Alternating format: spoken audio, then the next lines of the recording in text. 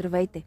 Днес ще си говорим за връзките, но не кои да е връзки, а връзката родител-дете. Връзка, която е изключително важна, ако искаме да бъдем добър пример за своите деца, ако искаме да бъдем авторитет и ако искаме те да споделят с нас. Нещо, което е изключително ценно и важно, особено в тинейджърските години.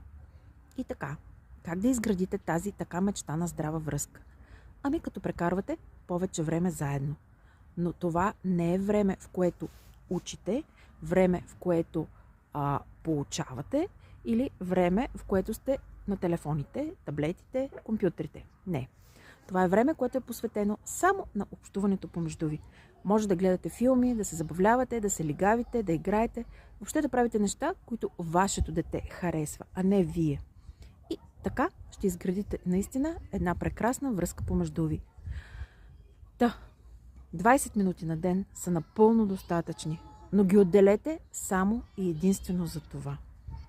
И ще видите, че това време прекарано с детето ще ви се отплати многократно, защото ще имате една здрава връзка и това ще ви помогне да общувате, споделяте, коментирате важните за него неща.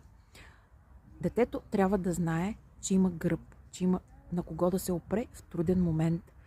А то ще го научи точно в тези моменти, посветени на общуването помежду ви, когато изграждате връзка между вас. Това е.